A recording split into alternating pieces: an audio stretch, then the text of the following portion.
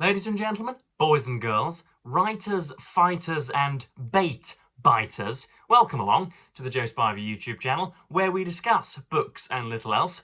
And you join me on a strange day here in the United Kingdom, in my particular region anyway. It is dull, but it is humid. Good weather for the mushrooms, as I think we might say. Propitious weather for the mushrooms. I was going on my longer run this morning of an hour and 1 minute precisely, 61 minutes, doing my best impression of an exasperated young Jude Law in oxygen debt, I'm sure you'll agree. And I was, despite barely working anaerobically, I was covered in sweat after 10 or 15 minutes, and you know, spent unimaginable portions of my effort wiping sweat from my brow rather than propelling myself forward. It is very, very warm in here indeed, and because I'm wary of my eminence in the local area, I usually have, or I certainly do have this window closed, and that means that it is going to get rather stuffy in this small room as well. So we'd better press on. I do have some reading for you today. We are looking at our Assassin's Cloak, compilation of diarists and their bleats throughout the centuries, compiled by Irene and Alan Taylor. So this is the particular copy that I read from. We've got Virginia Woolf, we've got Alan Bennett, we've got Leo Tolstoy, and we have other such prominent folk. Joseph Goebbels. That gentleman's name there is always in English rom-coms, or he usually plays a rather sincere taskmaster. What's his name? Richard E. Grant, Mr. Hockney, and then probably mathematicians and freedom fighters. So that's the Assassin's Cloak. We'll get to that in due course, but it wouldn't be a Spivanian video without a little bit of saber rattling, without a little bit of nattering before the main show. And I've come up with first up with a new section. I'm going to call it Tit for Tat, a new section of these videos where I take an oddity or otherwise commonplace object from my household and show it to you. We used to have a there's another fellow runner there jogging away, much slower than Joseph Edwards, I'm sure you can imagine, but there they are, with his shirt tucked out rather than in. Very, very curious attire. We used to have a section at school called Show and Tell. When we were sort of age 3 and 4, we would bring in a dinosaur or our sticker collection or a trombone or whatever, or a trophy that we had just won on the rugby field perhaps, and we would describe, we would actually field questions from the class. So the earliest press conferences, we'd take questions about the object, and that would all be good. There'd be a round of applause after 90 seconds, and we'd feel the centre of attention. I have two of the same object, two of a piece, two of a set today. They are you know, do not be alarmed, folks. Those of you who are perhaps sensitive to genitalia, who do not like bums and breasticles shown live on camera, then avert your gaze now. But we have two. How might we describe these? Sexless musicians, I am sure. That individual is playing the clarinet, although it's not in proportion to his body, because he's approximately 9 feet tall and has a very, very small trombone on him indeed. And then we have somebody playing a trumpet, presumably. So these were, I don't know where these were bought.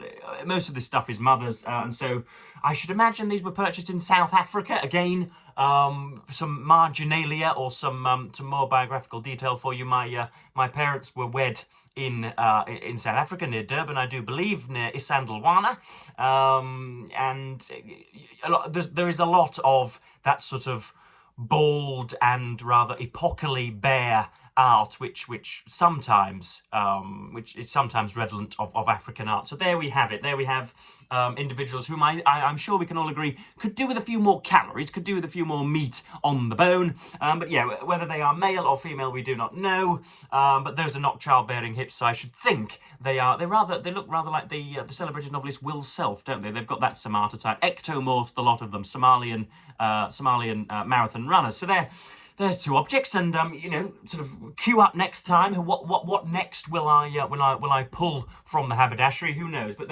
those were two objects which I wanted to show you, so as to bring the host closer to the guests, so as to bring the circus master closer to the seals. But yes, what else have I got to discuss before we get into our Assassin's Cloak? Tonight is a Friday, and that means that Rugby League is on, and it is perhaps today takes place the most pointless game of the season so far. So Hull Kingston Rovers, my team, who sport red and white and are currently at the top of the table and are in many facets peerless at the moment. We are unbeatable and unbettered, and we play in the Wembley Cup final next Saturday. So in 8 days' time, I'll be biting my lips and perhaps even breaking my sober promise. But of course there are league games to play before that, and we play St Helens tonight at our home stadium, and nobody cares what happens. Simply put, St Helens care if they win, but we simply do not. We would just like it for a game to be played.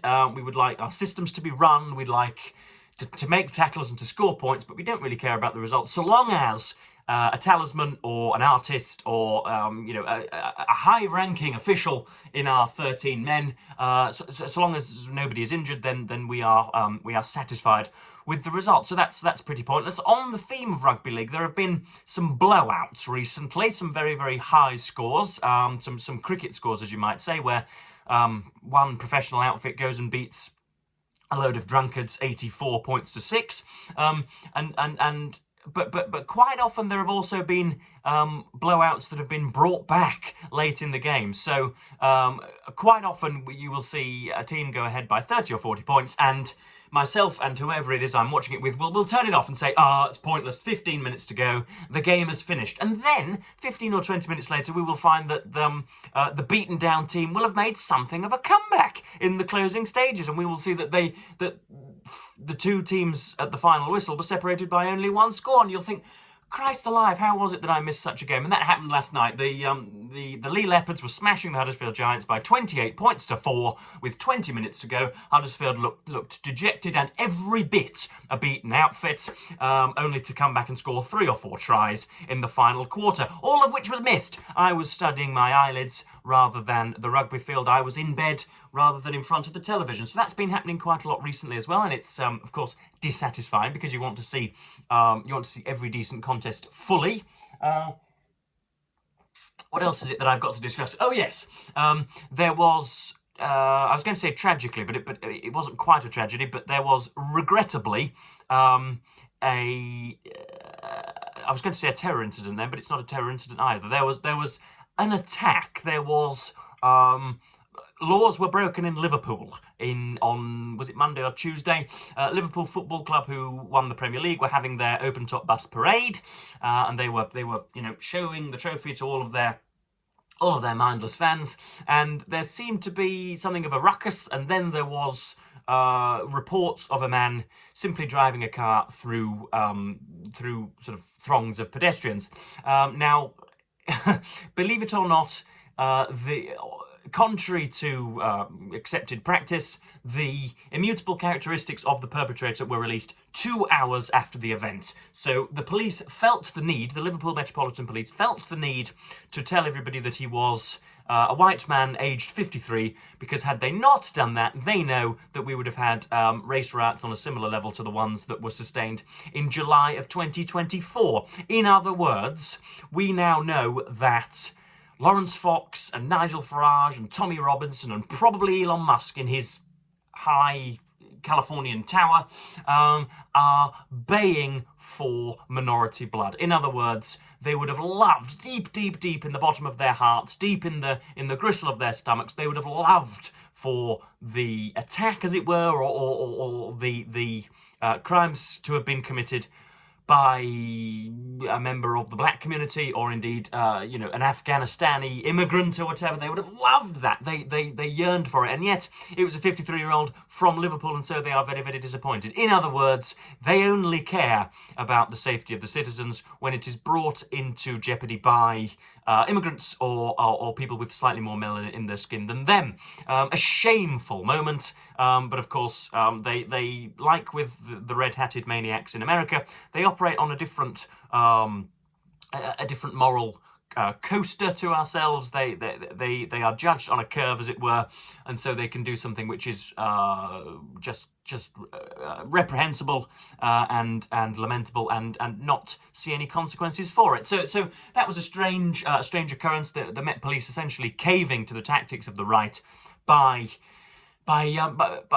racializing the perpetrators of the crimes, and thankfully, as I could be misreporting here, but nobody was killed. A few people were taken to hospital with some terrible injuries, but they're in stable and healthy conditions. So of course, everybody here at Joe Spivey PLC sends their condolences to all involved. I have been reading George Eliot's Adam Bede, or began that yesterday, and more of my thoughts on that book are to follow, but I think you really have to be in the clique to enjoy this one. Unfortunately, there are the signs of the pupating genius which would flutter fulsomely in Middlemarch, and yet, as I say, you can see that it's written by the same hand, but not in the same jejune style. Is jejune the correct adjective I want? I don't care, I'm going with it, and I'm also going to award points for it. For those of you playing Joe Spivey Verbal Bingo, jejune is worth 9 points this morning. But yeah, we have Adam Bede, and as I say, I'll get to it in more depth tomorrow. I think I'm enjoying it, but I'm not quite sure. I don't know quite how completism is carrying me through. There is only this and Scenes from Clerical Life before we have read the lot of Eliot's fiction, and so I don't know. But as I say, I'll do 3 or 4 more hours today and tell you probably this time tomorrow. But we do have, at long last, I can hear the sighs in row Z of the audience.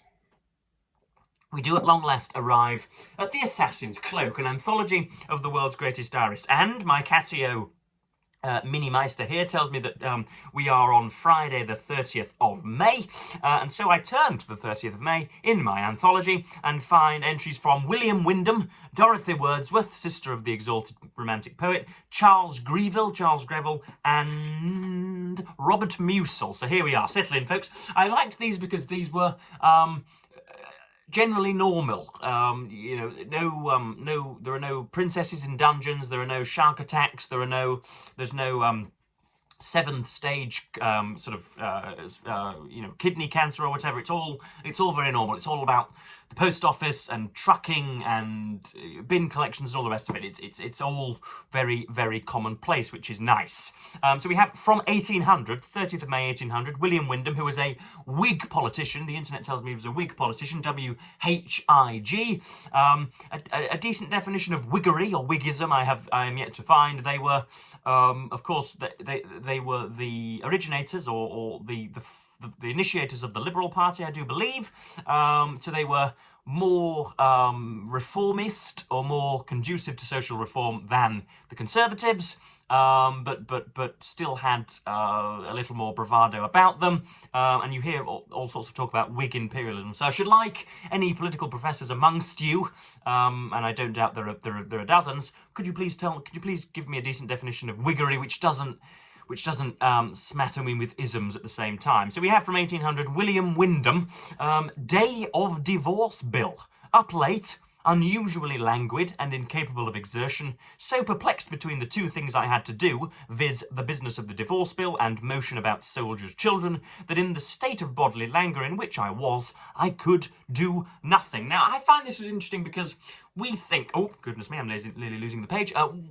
We think, or I think, that people in the 19th century were, I've written down here, hell happy. In other words, we thought they all got up at 6:30, they all worked for 17 hours, and they all got into a tin bath after that big long shift, and then they all were sort of beauteously moral at the end of the day, and they would all share stories, and they would all pat the mastiff, and then they would head off to bed.